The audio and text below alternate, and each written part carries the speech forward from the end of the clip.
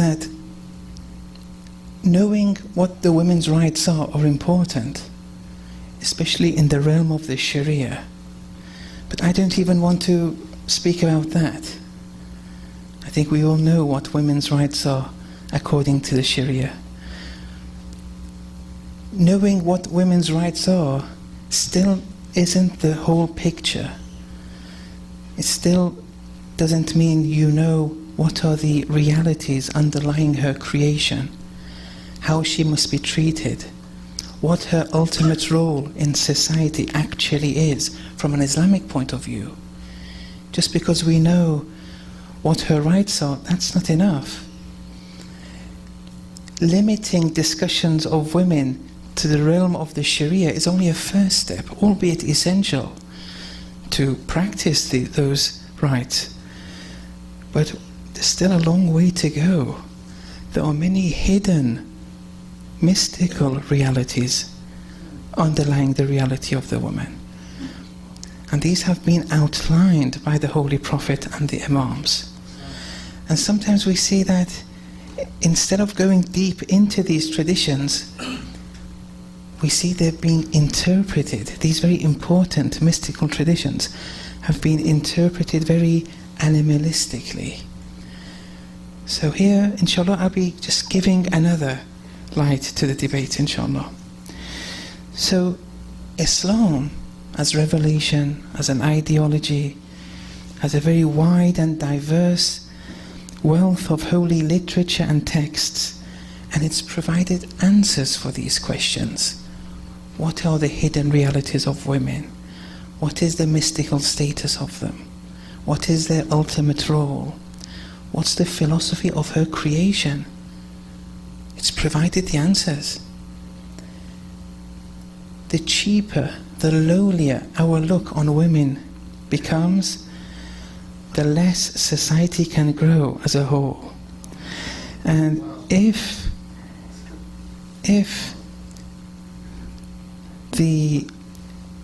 we limit ourselves to the very only one domain of Islam in relation to women, we may still fall short in appreciating their status.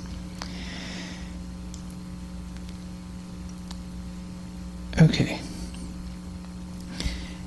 Before starting the debate, there's one or two introductory remarks I want to give, because I have to give these remarks to start off with. I don't want to bore you, but I want you to gain a solid understanding when I come to the traditions and what not. So I want to go through a number of preliminary facts for you to, when we enter the main discussion, so you can grasp the essence of what I want to say. The first point is that whenever the Holy Quran addresses men or women, or both, it's not the man as a biological being, and it's not addressing the woman qua biological being. It's never like that. It's addressing something much more deeper. That which is targeted in the Holy Quran, when it addresses people in general, is the subject matter of spiritual wayfaring, and that's the spirit. Not man as the biological creature or woman as the biological creature. It's the spirit which is addressed.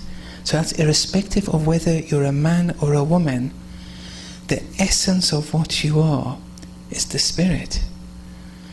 And as I'll come on to later, sex, being male or female, is not essential to what you are. It's something secondary. The essence of what you are is the spirit. And that we share one with one another. But I'll come to that, inshallah, in detail. I just want to go through a number of verses. These are very key verses demonstrating in relation to perfection, in relation to spiritual perfection, that there's no difference between the man and the woman. And that which is addressed as having the capacity to acquire perfection is the spirit. irrespective of whether it's a man or a woman. So in chapter 95, verse 4, لَقَدْ خَلَقْنَا الْإِنسَانَ فِي أَحْسَنِ تَقْوِيمٍ. Verily we created humans in the best of forms. And then it says, we return them to the lowest of the low. ثُمَّ رَدَدْنَاهُ أَسْفَلَ سَافِلِينَ.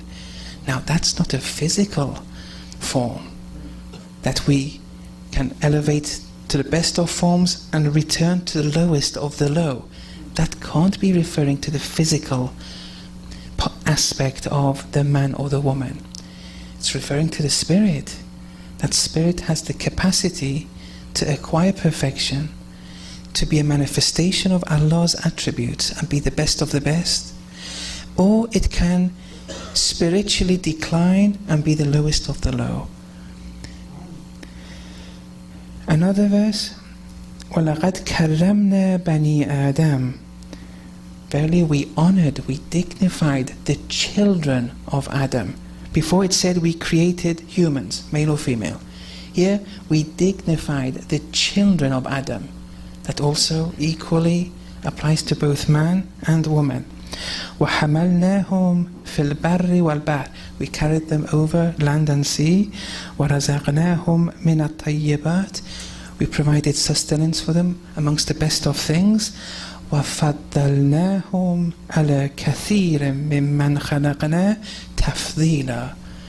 And we gave them an advantage amongst the many things that we've created, a complete advantage to the children of Adam.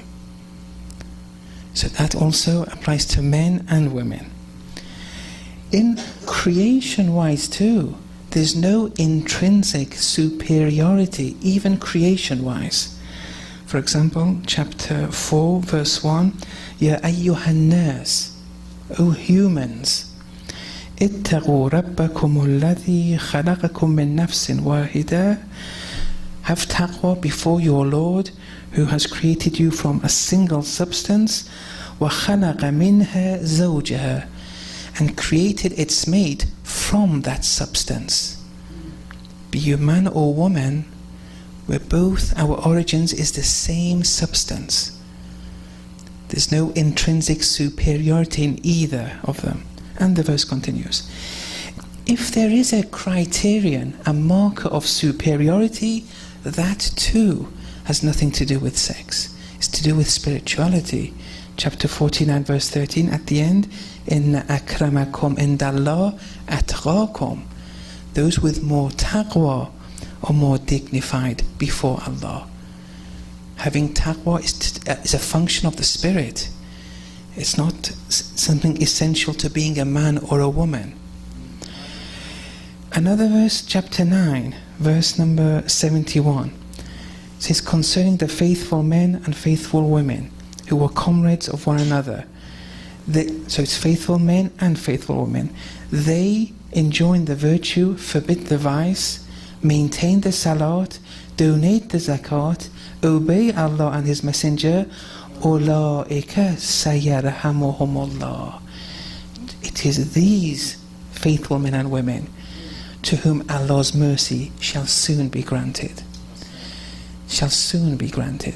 This seen, سَيَرْحَمُهُمُ اللَّهُ, means soon. Sometimes it says sofa, which also means in the future. But when it's a seen alone, that has some irfani dimensions attached to it.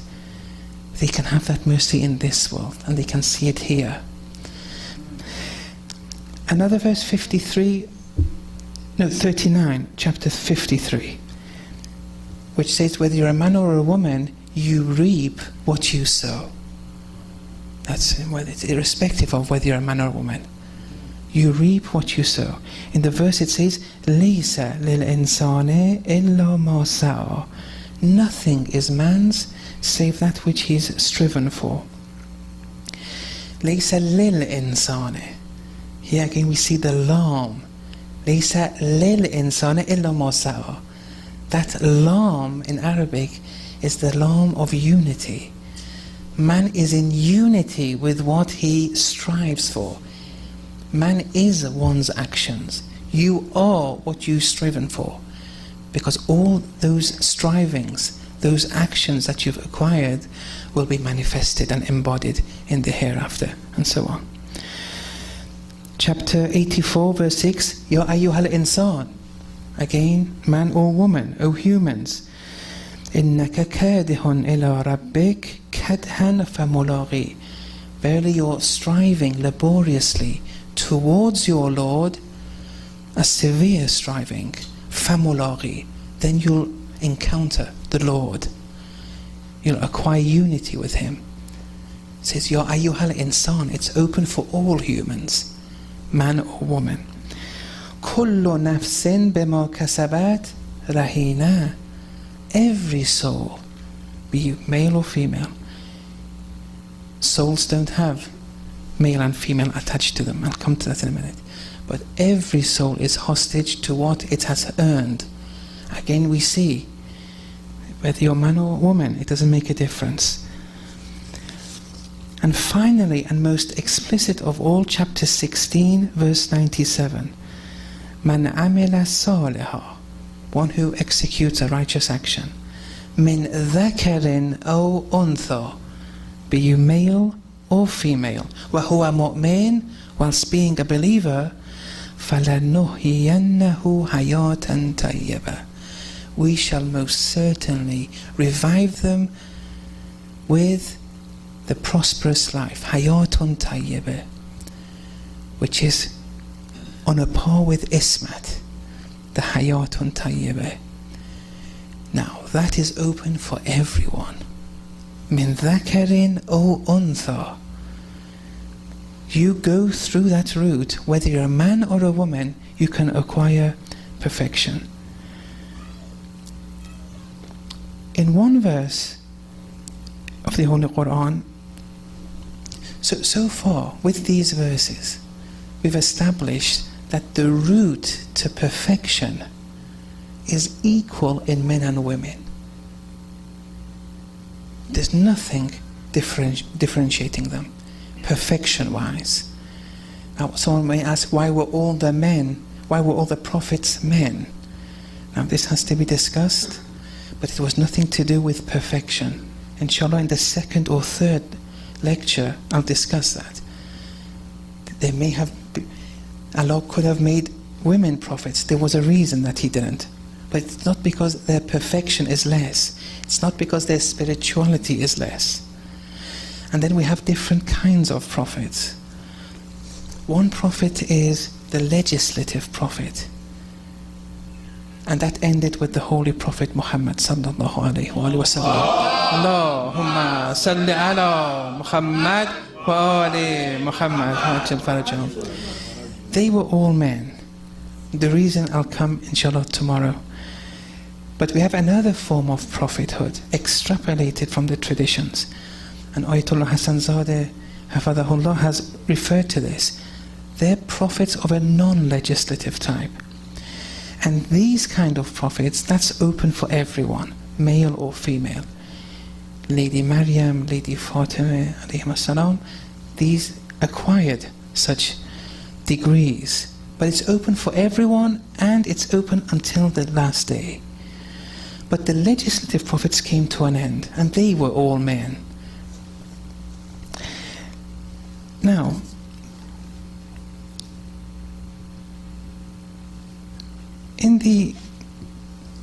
some of the Urafa explain and describe the human being as a divine living being. Now, be you man or a woman, the potential is there for everyone. A divine human being to acquire unity with Allah subhanahu wa ta'ala. Now, this divinity may be realized, it may not be realized. There's 101 different parameters surrounding our environment, our lifestyle, which may prevent us realizing that potential. Our aim in wayfaring towards Allah is to acquire that divinity, but the potentiality is within us all. For some, we acquire that divinity. For some, the fitra is veiled, preventing us to acquire that unity. Those who don't acquire this divinity and who veil their fitras, they're not regarded as living beings according to the logic of the Quran. They're not regarded as being truly alive. In chapter 36, verse 70, when it describes the philosophy behind revelation, لِيُنذِرَ مَنْ كَانَ حَيًّا, so that those who are alive may be warned. They will benefit from revelation. Everyone is alive, but those who are warned by revelation are truly alive. وَيَحِقَّ الْقَوْلُ عَلَى الْكَافِرِينَ, and the word will come against the kafirin. Those who are alive are used against those who are kafir, because the kafir are not truly alive. They don't take heed from the word of God. It's because their fitra, they veiled it, they're not open to the word of God.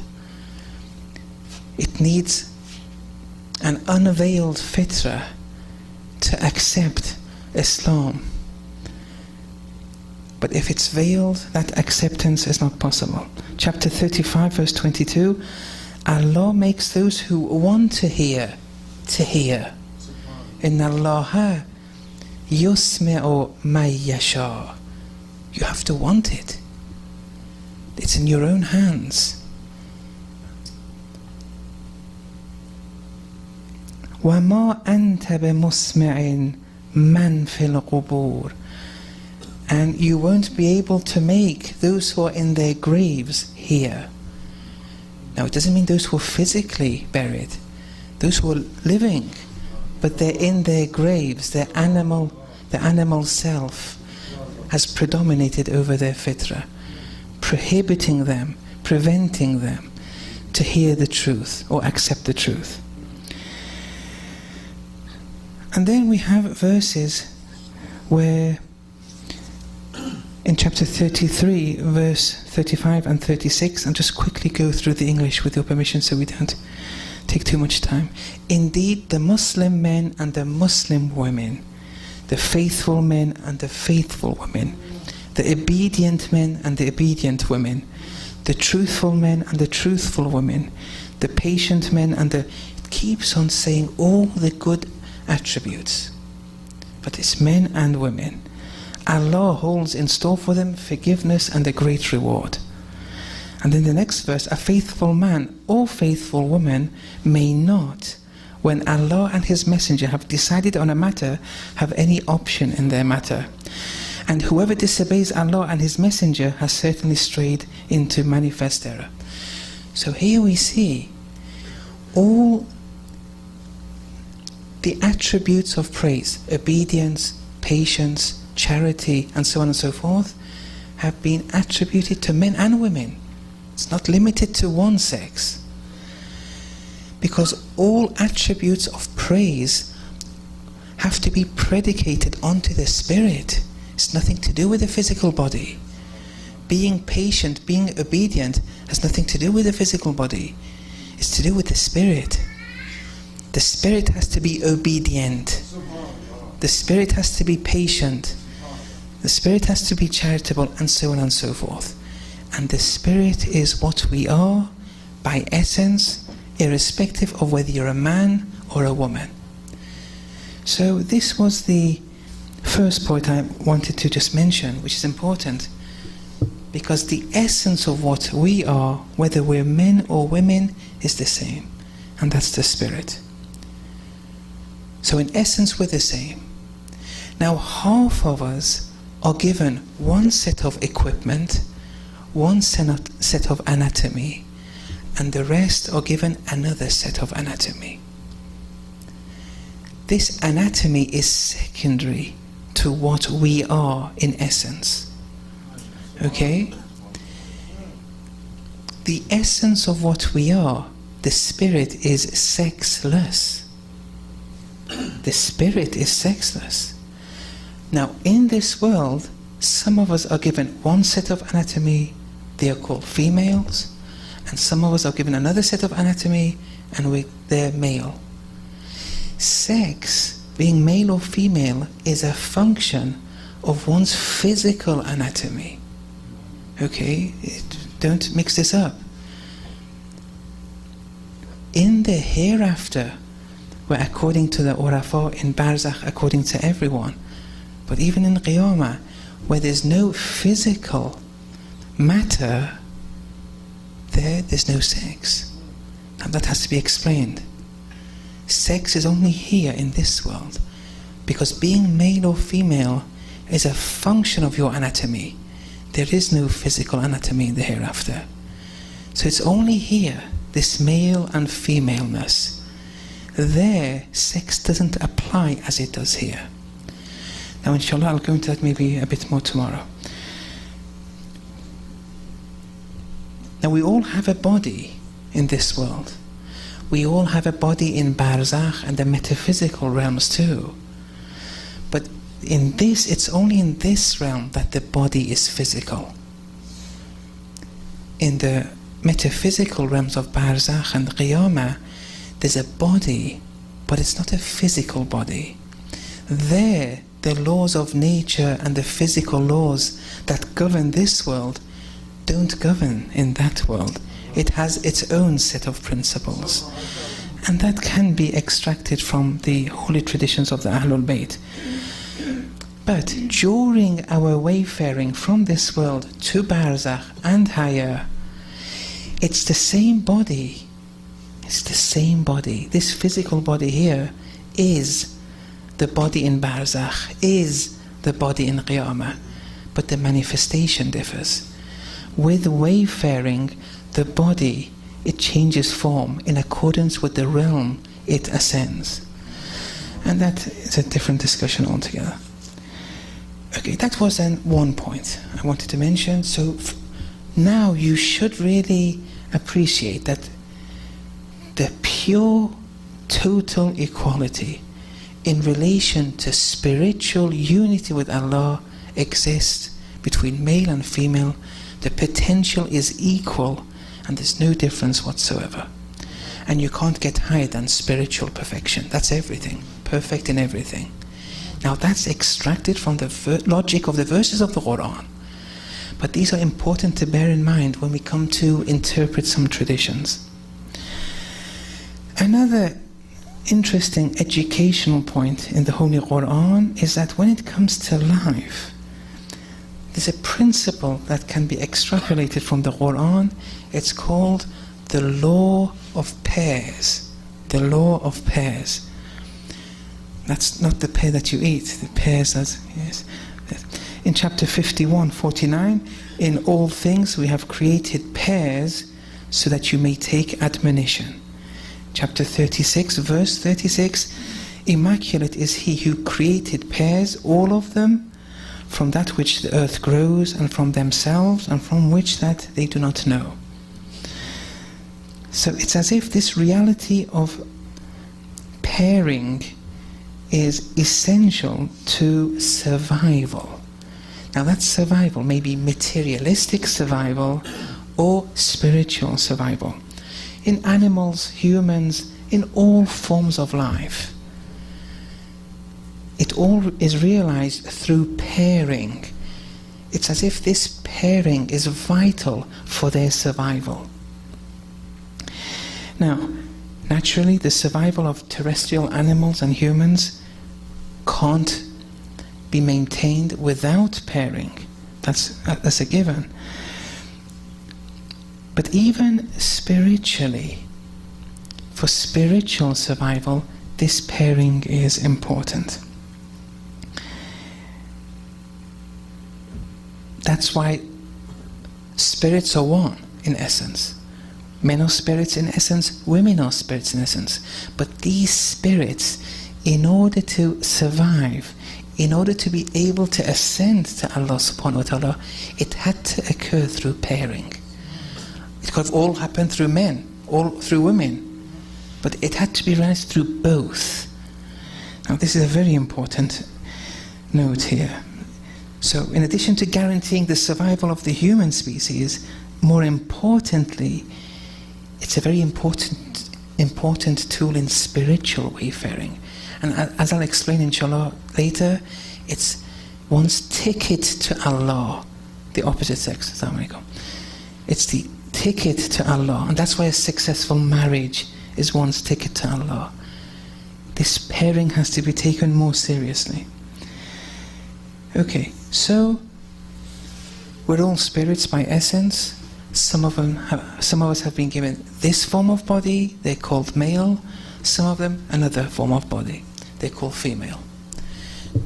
In the same way that the place you're born, the family environment, the school, your friends, and 1,001 different parameters have an effect on how you are raised. Also, your hormones, your cerebral synaptic transmitters, and 1,001 bodily parameters also influence the way you become. But it's the spirit which decides. It's the spirit which can predominate over bodily urges, for example, negative bodily behavior. We're not predestined to be in a certain way, but there are many, many parameters involved which, if we don't act properly, yes, it will mean the downfall of the spirit.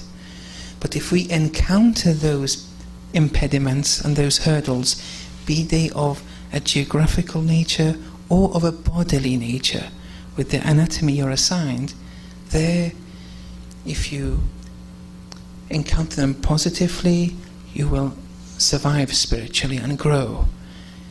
But if you give in to that bodily makeup, for example, with your hormones being like X or Y and so on and so forth, then you will fail. But everyone has the choice. The potential of perfection is open for all spirits. Depends how they encounter with that body which they're given.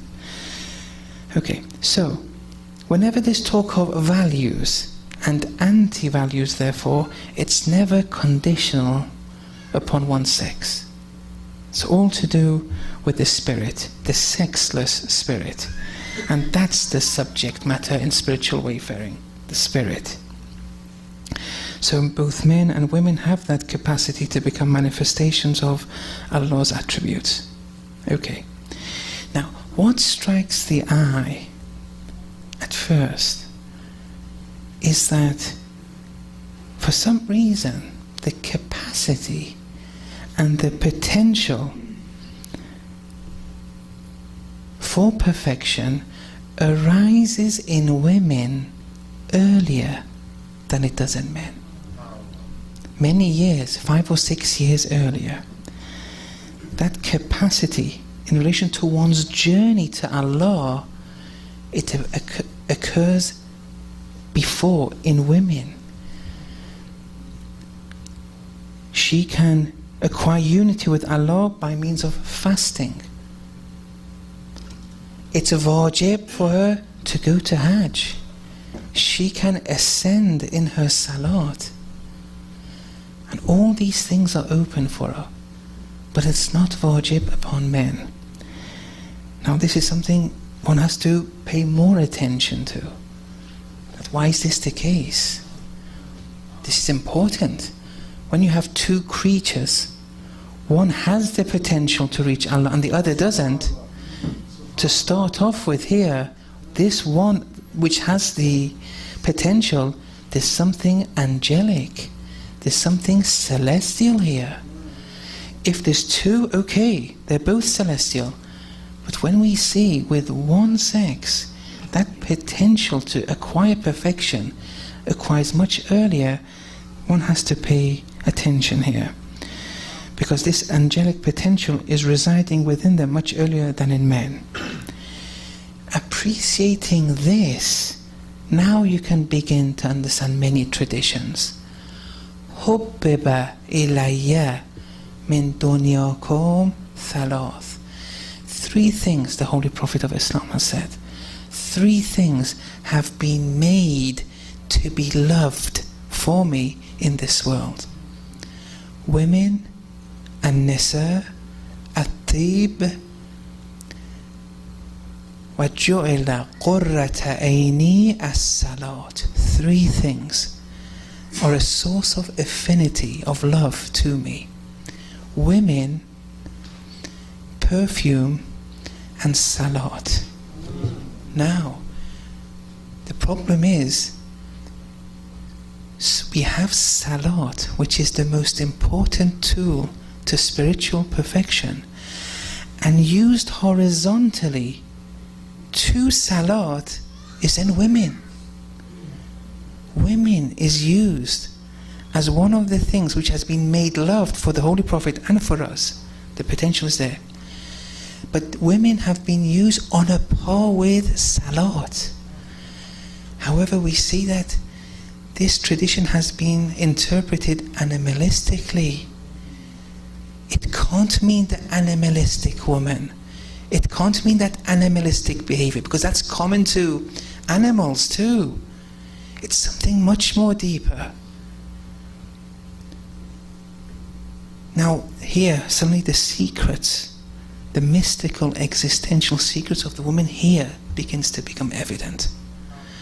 But if you just interpret this tradition as it's just the woman and it's the animalistic thing which has been made to be loved for the Holy Prophet, now you're going afar. It's a very minimalistic interpretation of Islam, this. This woman is a particular woman, and your stance to women in general, your take on her has to be such that it leads you to Allah like salat does. How this will be realized, I'll mention in the 2nd or 3rd lecture.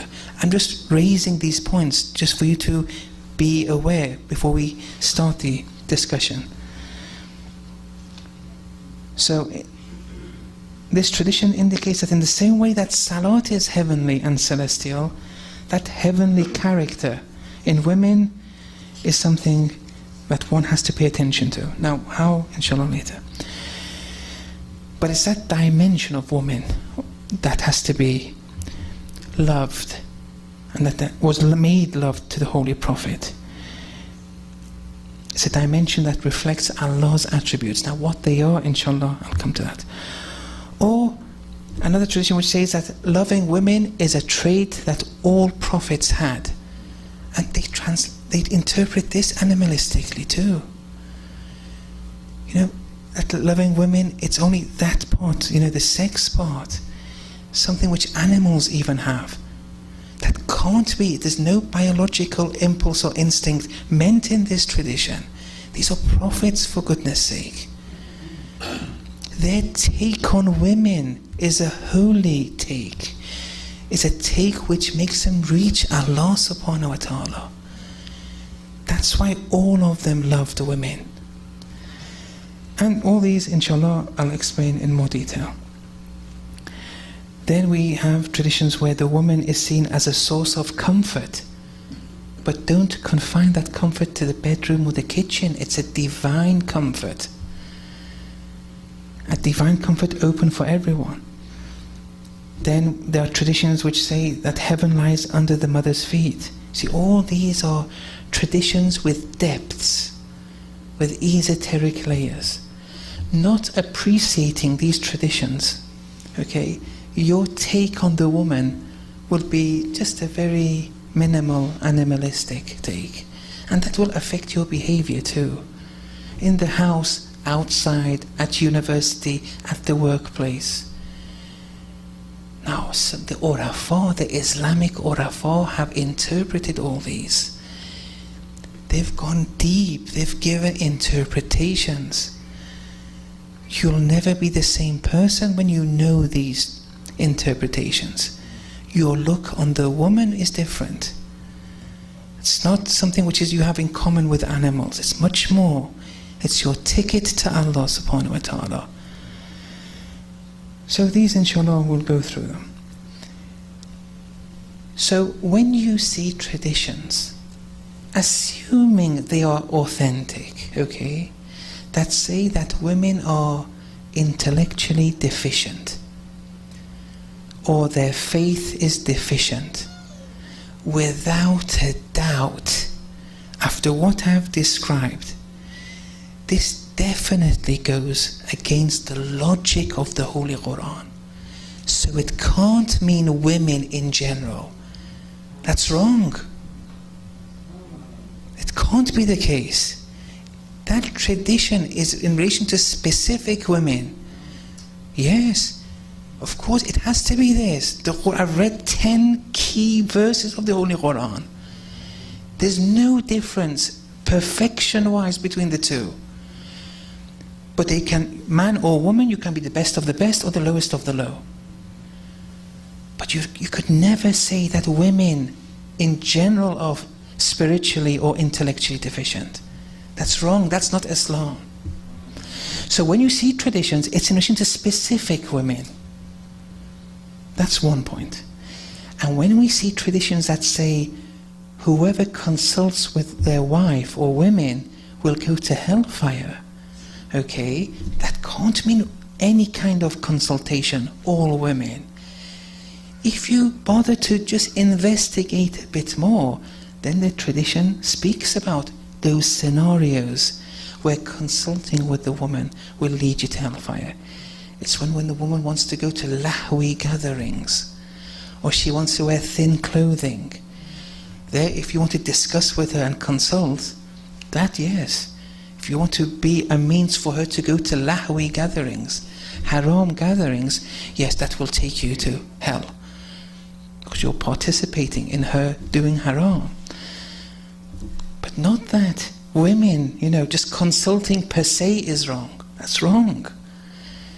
So you have to look at all the traditions before you give these statements. For example, we have a tradition which says, clap and call out. Now it doesn't mean, clapping or calling out. It's referring to when men and women want to join a jama'ah, a congregational prayer, and they want to tell the imam that we're coming, if you just elongate it a bit, for the women to clap and the women to call out, like, Inna Allaha ma'as sabirin. But you see, you have to look at everything before you give conclusions in relation to the traditions of the Ahlul Bayt. So that's another important point. And also we have traditions from Imam Baqir alayhi salam, where Allahumma salli ala Muhammad wa ali Muhammad wa ajil farajam. We have traditions where he says that even if a man has X, Y, Z attribute, don't consult. So you see, not consulting with a human being depends on their spiritual makeup. You see, if be you man or woman, if you're occupied with vicious attributes, you shouldn't be consulted with. Doesn't matter whether you're a man or a woman. But to limit it to women, then limiting it to women as a whole, that's a very, very narrow, restricted form of Islam. Okay. Next, so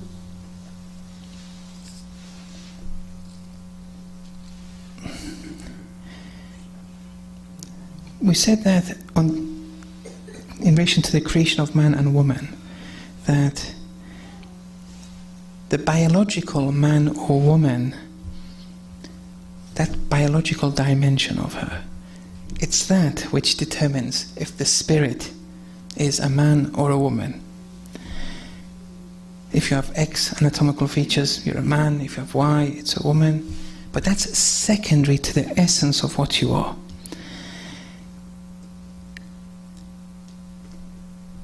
The essence of what you are is the spirit.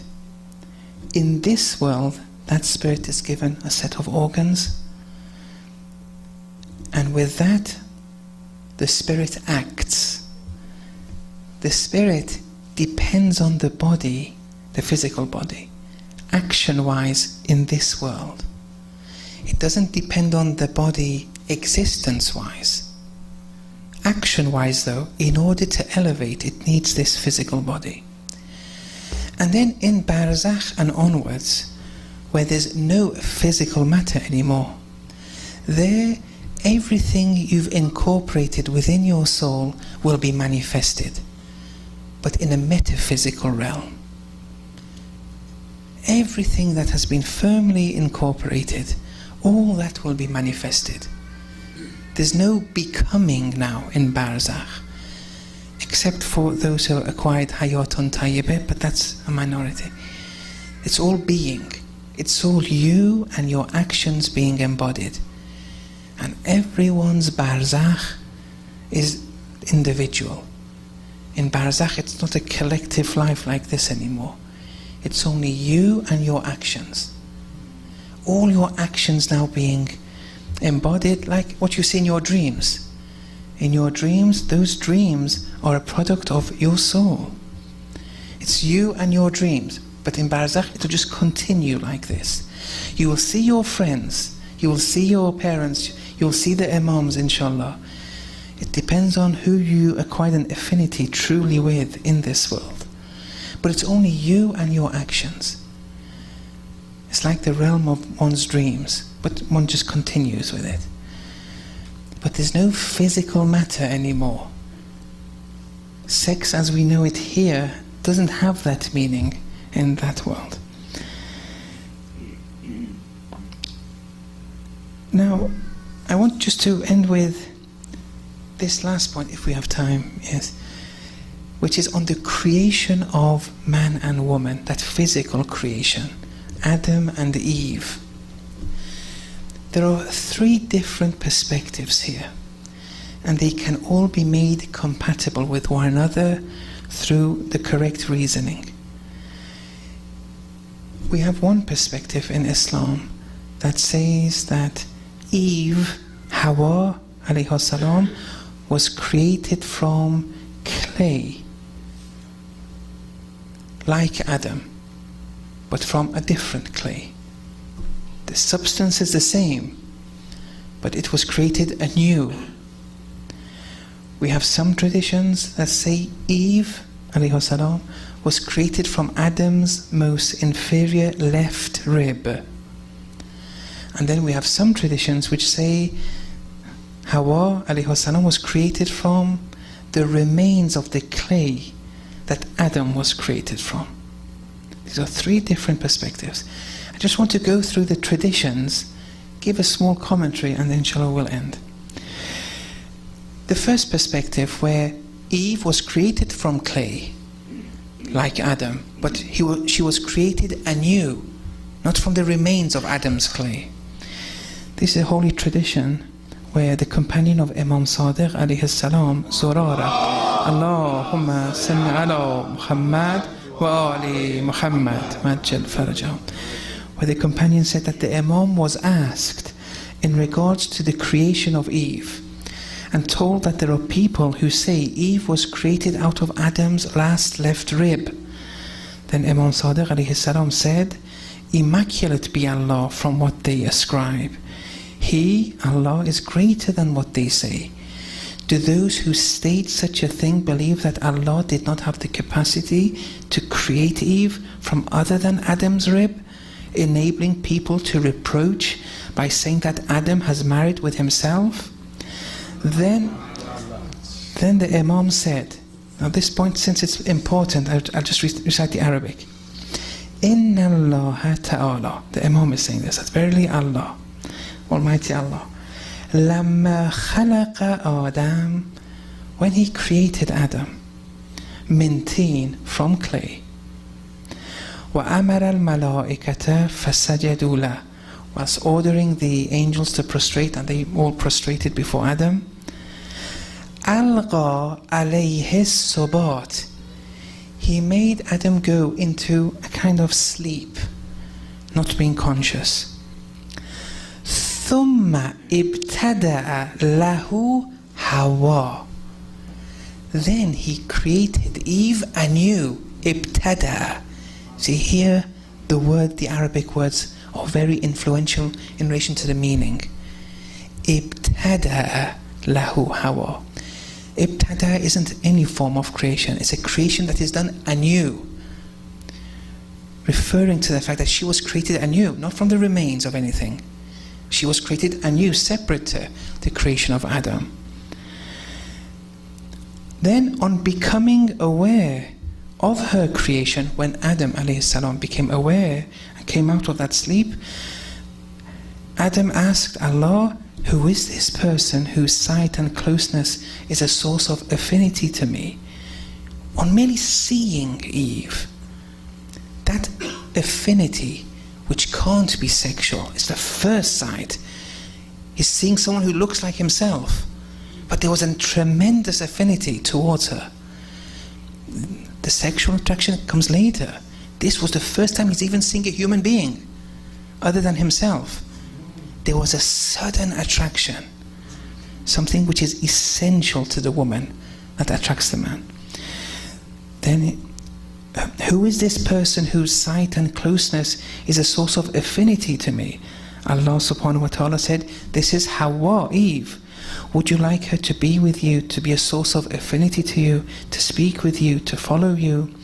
Then Adam alayhi salam replied, Na'am ya Rab, yes my Lord. وَلَكَ عَلَيَّ بِذَلِكَ الْحَمْدُ وَالشُّكْرُ مَا بَغِيتُ. Yes, my Lord, and as long as I'm alive, displaying shukr, gratitude and praise to you is wajib upon me. Because of this creation, one's ticket to Allah subhanahu wa ta'ala, this can't be sexual in nature. Now there's a very important message here, but that will come when I give an interpretation of one of the traditions.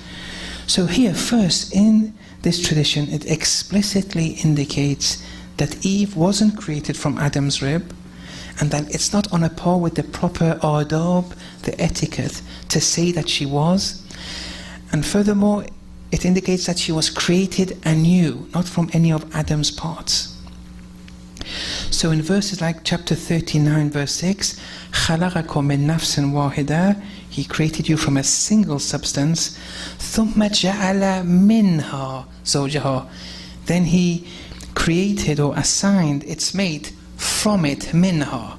That min is a constitutional min in Arabic, from the same constitution of that single substance that He created Adam.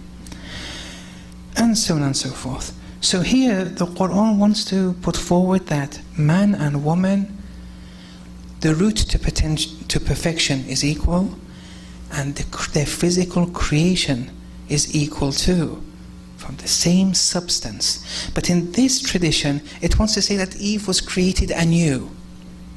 Okay. Then we have traditions, and they're authentic, which say that Eve, alayhi salam, was created from Adam's most inferior left rib. Now, what do we do with that? It's authentic tradition too. And this line, if you take it literally, you would be believing what the believers of the Old Testament believe. Okay? They took it literally too. Some of the fuqaha have even accepted this tradition, and in their fiqh, with hermaphrodites, when they want to inherit, whether they should inherit as a man or a woman, and in other domains of inheritance too, there are a number of criteria to differentiate whether they should be treated as a man or a woman. There are many. 3 of them are unanimous amongst all the fuqaha. But some of them say, also count the ribs. If it's equal in number, it's a woman. If it's unequal, they should be treated as a man. But this last, 4th criterion isn't accepted by all the fuqaha. They use the 3. Now, I don't think you'll be interested in the fiqhi discussion of what those criterion are. Okay, so here things become a bit difficult. At face value, the prima facie meaning of this tradition is that yes, Adam alayhi salam was created from Eve, alayhi salam, was created from Adam's left rib. Now what do we do here? Whenever a tradition or verse from the Holy Quran goes against explicit verses of the Quran, or goes against explicit traditions of the Holy Prophet and Ahlul Bayt, but the tradition is authentic, but it goes against the logic of the Quran. What do you do? It goes against the logic of the traditions. What do you do? For example, in Barzakh, it says in Barzakh, iron rods will go through everyone's bones. The milk that you drank from your mother will come out of your nose. But rest assured, if you go to the cemetery, open the graves, all the bodies are untouched. There's no iron bar, there's no fire, there's no scorpions. And that's why no one has interpreted Barzakh as a physical reality. Okay, there are some who regard Qiyamah as a physical reality. The Urafa don't, the theologians do. But with Barzakh it's unanimous. When we see those kind of traditions, we don't take them literally. We take them esoterically, ta'wil.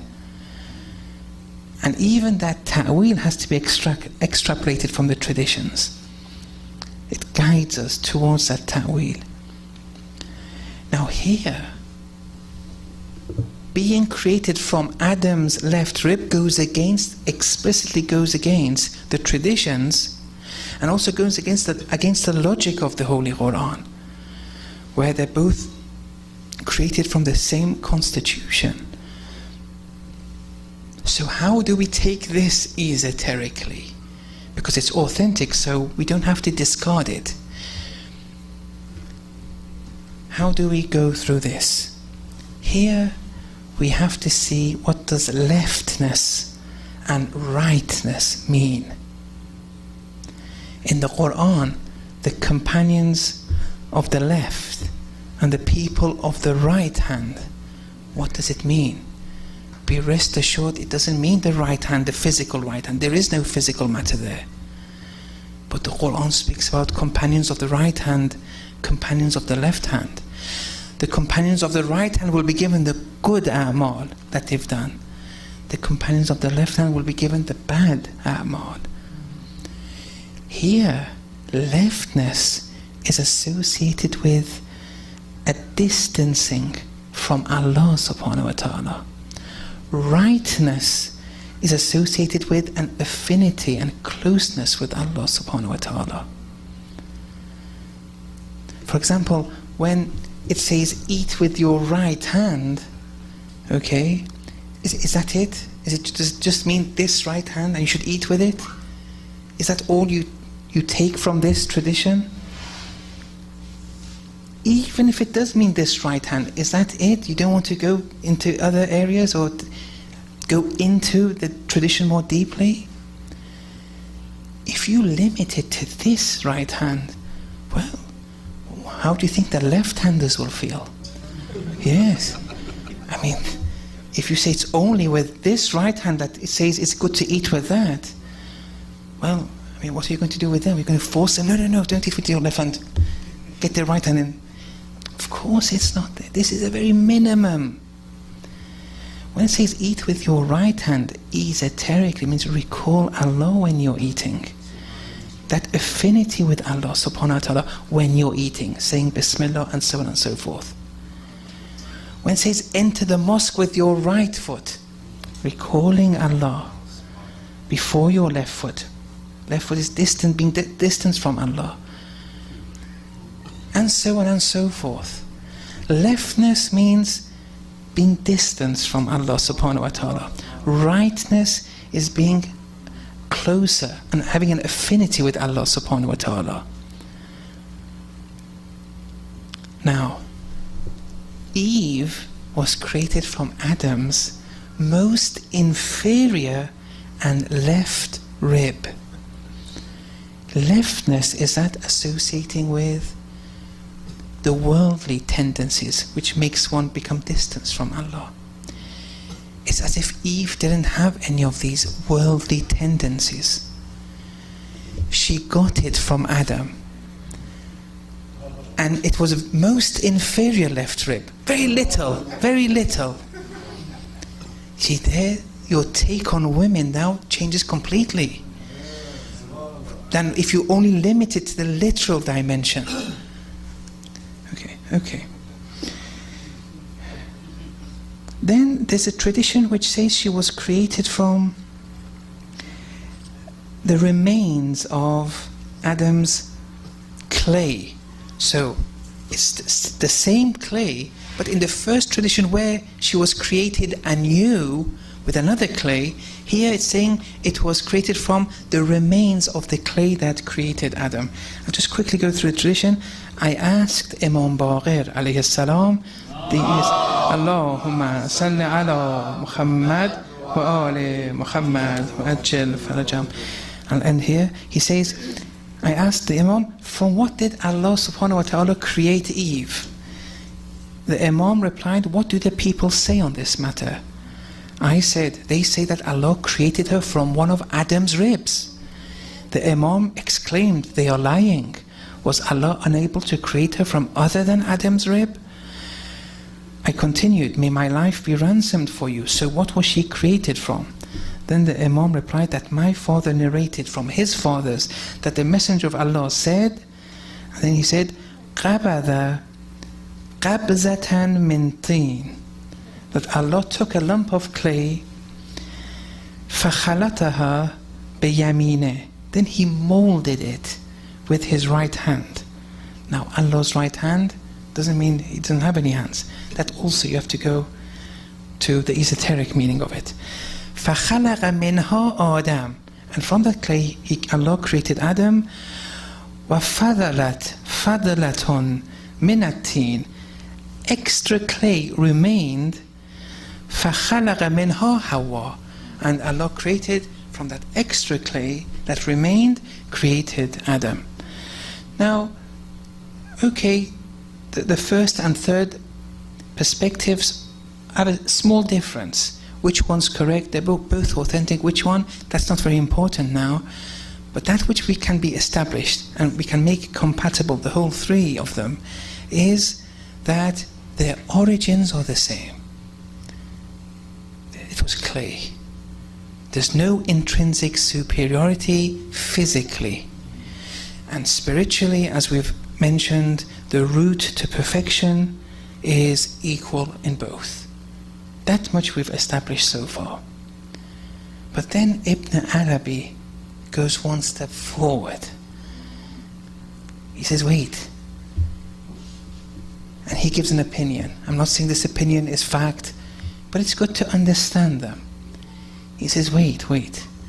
Women are superior to men.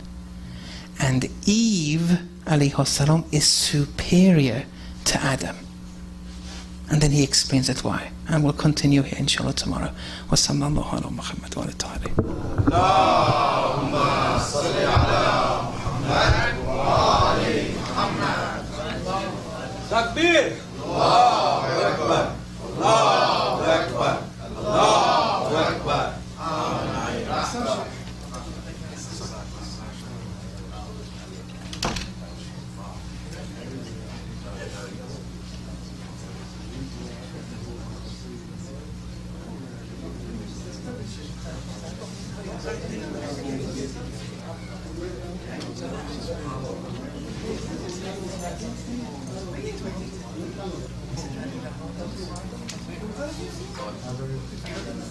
The traditions and what not.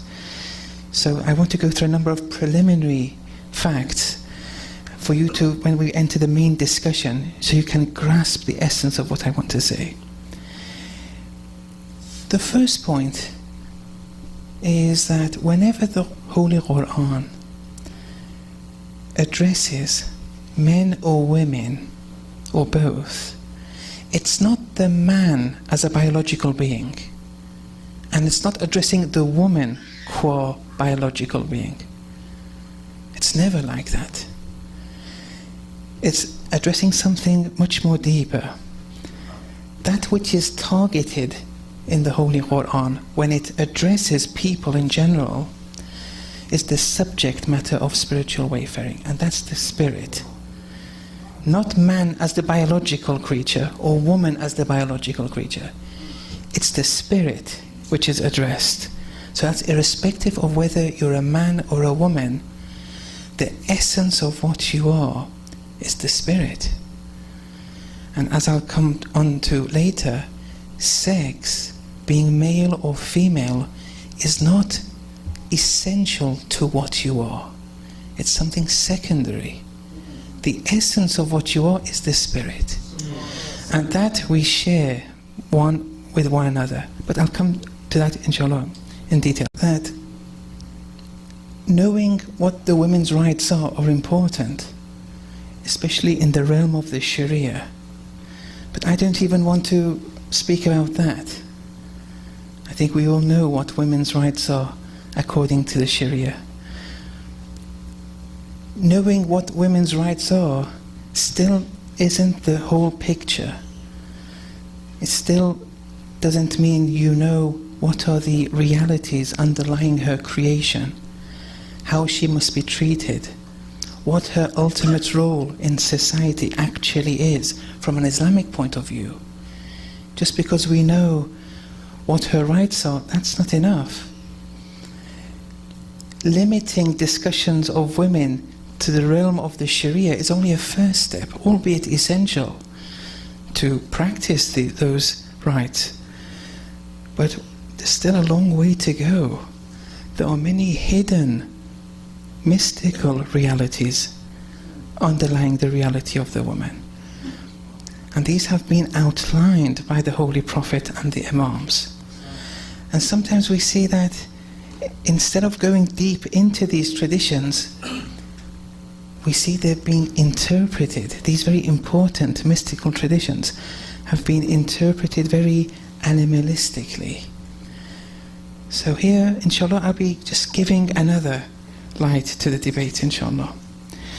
So Islam, as revelation, as an ideology, has a very wide and diverse wealth of holy literature and texts, and it's provided answers for these questions. What are the hidden realities of women? What is the mystical status of them? What is their ultimate role? What's the philosophy of her creation? It's provided the answers. The cheaper, the lowlier our look on women becomes, the less society can grow as a whole. And if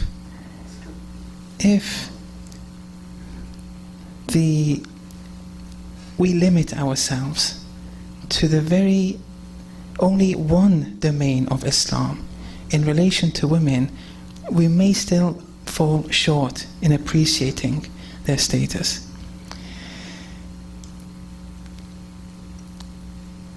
Okay. Before starting the debate, there's one or two introductory remarks I want to give, because I have to give these remarks to start off with. I don't want to bore you, but I want you to gain a solid understanding. When I come to Bani Adam, verily we honored, we dignified the children of Adam. Before it said we created humans, male or female. Here we dignified the children of Adam. That also equally applies to both man and woman. وَحَمَلْنَاهُمْ فِي الْبَرِّ وَالْبَحْرِ. We carried them over land and sea. وَرَزَقْنَاهُمْ مِنَ الطَّيِّبَاتِ. We provided sustenance for them amongst the best of things. وَفَضَّلْنَاهُمْ عَلَى كَثِيرٍ مِّمَّنْ خَلَقْنَا تَفْضِيلًا. And we gave them an advantage amongst the many things that we've created, a complete advantage to the children of Adam. So that also applies to men and women. In creation-wise too, there's no intrinsic superiority, even creation-wise. For example, chapter 4, verse 1, Ya ayyuhan nas, O humans, اتقوا ربكم الذي خلقكم من نفس واحدة. Have taqwa before your Lord, who has created you from a single substance, وخلق منها زوجها, and created its mate from that substance. Be you man or woman, where both our origins is the same substance. I just want to go through a number of verses. These are very key verses demonstrating in relation to perfection, in relation to spiritual perfection, that there's no difference between the man and the woman, and that which is addressed as having the capacity to acquire perfection is the spirit, irrespective of whether it's a man or a woman. So in chapter 95 verse 4, لَقَدْ خَلَقْنَا الْإِنسَانَ فِي أَحْسَنِ تَقْوِيمٍ.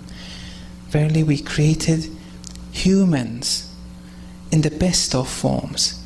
And then it says, we return them to the lowest of the low. ثُمَّ رَدَدْنَاهُ أَسْفَلَ سَافِلِينَ. Now that's not a physical form that we can elevate to the best of forms and return to the lowest of the low. That can't be referring to the physical aspect of the man or the woman. It's referring to the spirit. That spirit has the capacity to acquire perfection, to be a manifestation of Allah's attributes and be the best of the best. Or it can spiritually decline and be the lowest of the low. Another verse, وَلَقَدْ كَرَّمْنَا